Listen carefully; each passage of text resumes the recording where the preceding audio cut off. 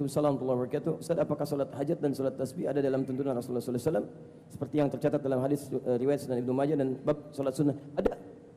Tapi antum harus pahami dulu apa yang dimaksud dengan demikian. Saya jawab di salat hajat dulu, nanti sudah ada juga tayangan kami dalam Quran Sunnah Solution. Saya kira di YouTube juga sudah dibahas itu yang saya sampaikan. Pertama, prinsip salat, semua salat itu hajat. Itu prinsip pertama. Di semua salat itu hajat. Jadi ketika dalam salat sunnahnya antum menyampaikan apa masalah anda, hajat anda sampaikan kepada Allah. Makanya kalimat salat dibuka dalam Al-Quran dengan kata penyampaian hajat. Quran surah kedua Al-Baqarah ayat ke-45, posisi paling kanan sebelah bawah di pertengahan. Lihat kalimatnya, wasta'inu bisabri wassalah. Wasta'inu, dan jika anda punya persoalan, punya hajat, maka mintakan solusinya kepada Allah dengan sabar, lalu minta lewat salat. Minta lewat salat. Makanya para orang-orang dulu, bahkan para nabi, anda jangan kira salat itu cuma syariat kita, tidak. Nabi Zakaria salat, Nabi Isa salat, ya Masya Allah. Nabi Ismail salat, sampai Nabi Nuh salat, semua salat. Cuma dengan syariat yang berbeda. Dan mereka saat punya hajat, mereka salat, disampaikan dalam salatnya.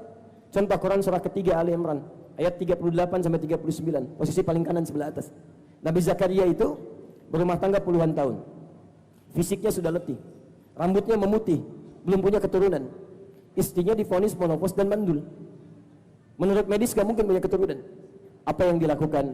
Ketika manusia mengatakan mustahil mendapatkan sesuatu, beliau memohon kepada Allah Subhanahu wa taala yang tidak punya batas. Beliau salat, meminta dalam mihrabnya. Lihat, menunaikan hajatnya. Hunalika da'a Zakaria rabbah. Di mihrabnya Nabi Zakaria bermohon kepada Allah dalam salatnya, meminta, qala rabbi habli min ladunka dzurriyyatan thayyibah innaka sami'ud du'a. Ya Allah, hamba sudah berikhtiar kemana-mana mereka katakan enggak punya keturunan. Hamba mohon dari sisimu saja ya Allah yang tidak punya batas. Engkau pasti mendengar doa hamba. Apa yang terjadi? Ayat 39-nya. Fanadatul malaikatu wa huwa qa'imun yusalli fil mihrab. Ini syahidnya. Maka turun malaikat menyampaikan kepada beliau, sedangkan beliau masih berdiri dalam salatnya, belum selesai salatnya. Dia baru berdoa, selesai doanya, salatnya masih berdiri. Turun malaikat menyampaikan, annallaha yubashshiruka bi Yahya. Allah kasih kabar gembira, Anda akan punya anak namanya Yahya. Artinya hidup yang mustahil menurut manusia, lahir dari rahim seorang perempuan yang menopause dan mandul bayi yang hidup, kata Allah enggak ada yang mustahil. Jadi dan hidup dia. Itu yang disebut dengan hajat. Dan kita umat Nabi Muhammad SAW, Nabi Zakaria punya hajat, salat dikabulkan. Kita umat Nabi Muhammad ditunggu oleh Allah. Setiap datang lewat salat kata Allah wasta'inu, ayo minta. Makanya ketika kita akan meminta, kalimatnya dirubah dari wasta'inu menjadi nasta'in. Kita bacakan hajat kita dalam salat, iyyaka na'budu wa iyyaka nasta'in. Ya Allah, kami sekarang salat menyembahmu ya Allah, dan kami punya masalah, kami mohonkan solusi hanya kepadamu. Sekarang perhatikan, ketika anda membacakan kalimat tadi, maka hadisnya hadis qudsi di Abu Daud nomor hadis 649 dari sahabat Abu Hurairah. Saya langsung ke ujung hadisnya supaya agak cepat. Lihat kalimatnya. Qala Rasulullah SAW, qala Allah Azza wa Jalla. Rasulullah SAW bersabda, Allah Subhanahu wa taala berfirman, lihat, idza qala al-'abdu iyyaka na'budu wa iyyaka nasta'in. Jika seorang hamba berkata dalam salatnya, iyyaka na'budu, ya Allah, kami memiliki, ya Allah sekarang kami memiliki kepentingan untuk ibadah, kami salat hanya kepadamu ya Allah, wa iyyaka nasta'in, dan kami punya hajat ya Allah, punya masalah, kami mohonkan solusinya hanya kepadamu. Qala Allah Azza wa Jalla, itu dijawab oleh Allah Subhanahu wa taala.